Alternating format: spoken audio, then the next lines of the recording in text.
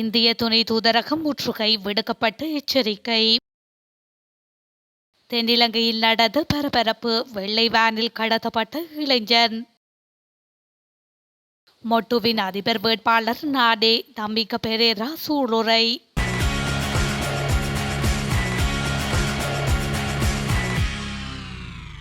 அதிபர் தேர்தலில் 51% வாக்குகளை பெறுவது உறுதியானால் ஸ்ரீலங்கா பொதுஜன பெரமுனவின் அதிபர் வேட்பாளராக தான் போட்டியிடுவேன் என நாடாளுமன்ற உறுப்பினரும் வர்த்தகருமான தம்மிக்க பெரேரா தெரிவித்துள்ளார். அதிபர் வேட்பாளராக தம்மிடம் பொதுஜன பெரமுன 10 நிபந்தனைகளை முன்வைத்துள்ளதாகவும் தற்போது அதற்கான முயற்சிகளை மேற்கொண்டு வருவதாகவும் அவர் தெரிவித்துள்ளார். எவ்வாறாயினும் அதிபர் தேர்தலுக்கு இன்னும் 115 நாட்களே உள்ளதால் அனைத்தும் எதிர்காலத்தில் தீர்மானிக்கப்படும் என அவர் மேலும் தெரிவித்துள்ளார். நிகழ்வு ஒன்றின் பின்னர் ஊடகங்களுக்கு கருத்து தெரிவிக்கும் போதே அவர் மேற்கண்டவாறு தெரிவித்துள்ளார். இந்திய இழுவைப்படி படகுகளின் அத்துமீறலை தடுத்து நிறுத்த கோரி யாழில் உள்ள இந்திய துணை தூதரகத்தை முற்றுகையிடப் போவதாக யாழ்ப்பாண கடற்தொழிலாளர் பிரதிநிதிகள் அறிவித்துள்ளனர். இதேவேளை இந்த பிரச்சினைக்கு விரைவில் தீர்வு கிடைக்காவிட்டில் நாடாளுமன்றத்தையும் முற்றுகையிடுவோம் என்று தெரிவித்துள்ளனர். யாழ்ப்பாண கடற்தொழில் கூட்டுறவு சங்க சமாசங்களின் சம்மேளன அலுவலகத்தில் இன்று நடைபெற்ற ஊடகவியலாளர் சந்திப்பில் இது தொடர்பிலான அறிவிப்பு வெளியிடப்பட்டுள்ளது. திருடன் என்ற கருத்தும் திருடனை பிடித்து ஆட்சிக்கு வருவோம் என்ற கோஷமும் எதிர்வரும் காலங்களில் இல்லாதொழிக்கப்படும் என நாடாளுமன்ற உறுப்பினர் நாமல் ராஜபக்ஷ தெரிவித்துள்ளார். பியகம்பவில் இடம்பெற்ற நிகழ்வு ஒன்றில் கலந்து கொண்டு கருத்து தெரிவிக்கும் போதே அவர் இதனை கூறியுள்ளார். இது தொடர்பாக அவர் மேலும் குறிப்பிடுகையில், நாம் ஆட்சிக்கு வந்தவுடன் கிராமிய அலகுகளிலிருந்து கொழும்பு துறைமுக நகரம் வரை முன்னாள் அதிபர் மஹிந்த ராஜபக்ஷவால் ஆரம்பிக்கப்பட்ட செயற்றிட்டங்கள் அனைத்தும் மீள ஆரம்பிக்கப்படும். அதற்கு தேவையான தலைமைத்துவம் இடமுள்ளதோடு அவற்றை செயற்படுத்துவதற்கான நல்ல தலைமைகளும் உள்ளன. அதேவேளை இலங்கை அரசியலால் மக்கள் குழப்பத்தில் உள்ளனர். உயர்ந்த ஞாயிறு தாக்குதலுடன் தொடர்புடையவர்கள் ஒரு கட்சியில் இருக்கும் போது அதனை விசாரித்தவர்களும் அதே கட்சியில் உள்ளனர். இதனால் மக்களோடு நாமும் குழப்பத்தில் உள்ளோம் என அவர் மேலும் குறிப்பிட்டுள்ளார்.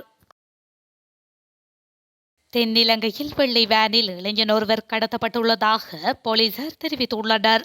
களுத்துறை பகுதியைச் சேர்ந்த 24 வயதுடைய இளைஞன் ஒருவரை கடத்தப்பட்டுள்ளதாக போலீஸ் நிலையத்தில் முறைப்பாடு செய்யப்பட்டுள்ளது. வெள்ளை வேனில் வந்து கும்பலால் ஹேந்தியங்கல தேவாலயத்திற்கு அருகில் வைத்து இளைஞன் கடத்தப்பட்டதாக போலீசார் தெரிவித்துள்ளனர். காணாமல் போன இளைஞனின் தாயார் செய்த முறைப்பாட்டுக்கு அமைய விசாரணைகள் முன்னெடுக்கப்பட்டு வருகின்றன. அதற்கமைய கடத்தலுடன் தொடர்புடைய நபர்கள் அடையாளம் காணப்பட்டுள்ள நிலையில் அவர்கள் தப்பிச் சென்றுள்ளதாக போலீசார் மேலும் தெரிவித்துள்ளனர். கடத்தல் கும்பலை கைது செய்யும் நடவடிக்கையை தீவிரப்படுத்தியுள்ளதாக களுத்துறை போலீசார் மேலும் தெரிவித்துள்ளனர். தெற்கு அரசியலில் வெகு விரைவில் ஏட்டிக்கு போட்டியாக கட்சி தாவல்கள் சூடுபிடிக்கும் என்று சிங்கள வார இதழ்கள் செய்தி வெளியிட்டுள்ளன. இதற்கான பேச்சுக்கள் இடம்பெற்று வருவதோடு கட்சி தாவும் காலப்பகுதி பற்றி ஆராயப்பட்டு வருகின்றது என்று தெரிவிக்கப்பட்டுள்ளது. இதன்படி ஜனாதிபதி தேர்தல் அறிவிக்கப்பட்ட பின்னரே தாவல்கள் பெருமளவில் இடம்பெறக்கூடும் என்று தகவல்கள் வெளியாகியுள்ளன. ஐக்கிய மக்கள் சக்தியில் உள்ள நாடாளுமன்ற உறுப்பினர்கள் சிலர் ஜனாதிபதி ரணில் விக்ரமசிங்கவுக்கு ஆதரவு தெரிவித்து ஐக்கிய தேசிய கட்சி மற்றும் அரசுடன் இடையுள்ளனர். அதேபோல் ஆளுங்கட்சி பக்கம் உள்ள 15 நாடாளுமன்ற உறுப்பினர்கள் வரை ஐக்கிய மக்கள் சக்தியுடன் சங்கமிக்க உள்ளனர் என்றும் சர்வஜன அதிகார பக்கமும் சில எம்பிக்கள் செல்ல உள்ளனர் எனவும் தெரிய வருகின்றது. மேலும் சிலர் தேசிய மக்கள் சக்தியுடன் இணைவதற்கும் திட்டமிட்டுள்ளனர். எனவே கட்சி தாவல்கள் களை கட்டும் என்றும் சுமார் 40 வரையான எம்பிக்கள் தமது அரசியல் நிலைப்பாட்டை மாற்ற திட்டமிட்டுள்ளனர் என்றும் கூறப்படுகின்றது. மொனராகலை வெள்ளவாய தனமெல்வில பகுதியில் 2 சிறுமிகளை தகாத முறைக்கு உட்படுத்திய குற்றச்சாட்டின் பேரில் பிக்கு ஒருவர் கைது செய்யப்பட்டுள்ளார். தனமெல்வில பகுதியைச் சேர்ந்த பிக்குவே இவ்வாறு கைது செய்யப்பட்டுள்ளதாக காவல்துறையினர் தெரிவித்துள்ளனர். இதன் அடிப்படையில் 12 மற்றும் 13 வயதுகளையுடைய 2 சிறுமிகளை தகாத முறைக்கு உட்படுத்தப்பட்டுள்ளதாக தெரிவிக்கப்பட்டுள்ளது. தபால் மூலமாக கிடைத்த ரகசிய முறைப்பாட்டுக்கு அமைய மேற்கொள்ளப்பட்ட விசாரணைகளின் பின்னர் அவ்விரு சிறுமிகளையும் மற்றும் சிறுமிகளின் தாய்மார்களையும் காவல்துறையினர் அழைத்து விசாரணைக்கு உட்படுத்தியதில் மேற்படி சம்பவம் அம்பலமாகியதாக குறிப்பிடப்பட்டுள்ளது. இந்த நிலையில் உடல் ரீதியான தகாத முறைக்கு உட்படுத்தப்படல் மற்றும் மன உபாதைகளுக்கு உட்படுத்தலாகிய குற்றச்சாட்டில் கைது செய்யப்பட்ட பிக்குவை நீதிமன்றத்தில் முன்னிலைப்படுத்துவதற்கான நடவடிக்கைகள் மேற்கொள்ளப்பட்டுள்ளதாக காவல்துறையினர் தெரிவித்துள்ளமை குறிப்பிடத்தக்கது. ஐக்கிய மக்கள் சக்திக்கும் ஜனாதிபதிக்கும் இடையில் கலந்துரையாடல் நடந்து வருவதாக வாய்ச்சொல் தலைவர் லண்டன் சென்று குறிப்பிட்டுள்ளார் என்று அனுரகுமார திசாநாயகவை எதிர்க்கட்சித் தலைவர் சாடியுள்ளார். இது அப்பட்டமான பொய். திசை காட்டியும் யானைக்கும் இடையிலான டீலே இன்று நாட்டிலேயே மிகப்பெரிய திட்டமாகும் எனவும் கூறியுள்ளார். இது தொடர்பில் மேலும் கருத்து தெரிவித்த எதிர்க்கட்சித் தலைவர் சஜித் பிரேமதாச அரசியல் சூழ்ச்சி இடம்பெற்ற காலப்பகுதியில் பிரதமராக பதவியேற்குமாறு 71 தடவை அழைப்பு விடுத்த போதும் தான் கொள்கை சார்ந்த அரசியலை முன்னெடுத்து வருவதால் அதனை நிராகரித்தேன். மக்களின் ஆசையுடனேயே நான் பதவிக்கு செல்வேன் என குறிப்பிட்டேன். நாட்டை வங்குரோத்தாக்கிய ராஜபக்ஷகளின் பாதுகாவலராக இருக்க விரும்பாத காரணத்தினால் தான் பின்னர் ஏற்பட்ட போராட்ட கால பகுதியில் பிரதமர் பதவியையோ அல்லது ஜனாதிபதி பதவியையோ ஏற்க மறுத்தேன். பூரண முடியாட்சியை தருவதாக கூறினாலும் நாட்டை வங்குரோத்து செய்தவர்களுடன் சஜித் பிரேமதாசவுக்கு டீல் இல்லை, டீல் போடவும் மாட்டோம். வாய்ச்சொல் தலைவர் போல லண்டன், கனடா, அமெரிக்கா செல்வதை விட அனுராதபுரத்தில் விவசாயிகளுடன் இருப்பது எனக்கு சிறந்தது என அவர் மேலும் தெரிவித்துள்ளார்.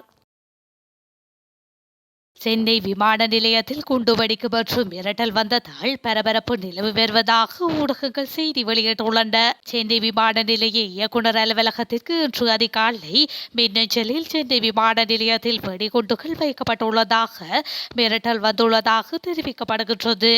கடந்த சில வாரங்களாகவே போலியாக வெடிகுண்டு மிரட்டல் விடுக்கும் வழக்கம் அதிகமாகி வருகின்றது என்பதும் குறிப்பாக சென்னை விமான நிலையம், தனியார் பள்ளிகள் உட்பட பல இடங்களில் வெடிகுண்டு மிரட்டல் வந்து கொண்டிருப்பதும் ஒவ்வொரு முறை மிரட்டல் வரும் போதும் வெடிகுண்டு நிபுணர்கள் மற்றும் மோப்ப நாய் கொண்டு சோதனை செய்து வருவதும் வழக்கமாகி கொண்டிருப்பதாக கூறப்படுகின்றது. அந்த வகையில் சென்னை விமான நிலையத்துக்கு கடந்த 2 வாரங்களில் தொடர்ந்தும் 5வது முறையாக வெடிகுண்டு மிரட்டல் வந்துள்ளது அதிர்ச்சியை ஏற்படுத்தியுள்ளது. மேற்கு வங்க மாநிலத்தின் டார்ஜிலிங்கில் நடைபெற்ற தொடருந்து விபத்தின் பலி எண்ணிக்கை 15ஆக அதிகரித்துள்ளதோடு காயமடைந்தோர் எண்ணிக்கை 60ஆக அதிகரித்துள்ளது. இந்த விபத்தில் உயிரிழந்தவர்களின் எண்ணிக்கை மேலும் அதிகரிக்கலாம் என்று இந்திய ஊடகங்கள் செய்தி வெளியிட்டுள்ளன. இந்த நிலையில் விபத்து தொடர்பாக இந்திய அதிபர் தனது எக்ஸ் தள பதிவில் குறிப்பிட்டுள்ளதாவது: மேற்கு வங்காள மாநிலத்தின் டார்ஜிலிங்கில் அரங்கேறிய ரயில் விபத்து சம்பவம் வேதனை அடைய செய்கின்றது. எனது எண்ணங்களும் பிரார்த்தனைகளும் பாதிக்கப்பட்டவர்களின் குடும்பத்தாருடனேயே உள்ளது. காயமுற்றவர்கள் விரைவில் குணமடையவும் மீட்பு பணிகள் விரைந்து நடைபெறவும் விளைகின்றேன் என அதில் குறிப்பிடப்பட்டுள்ளது.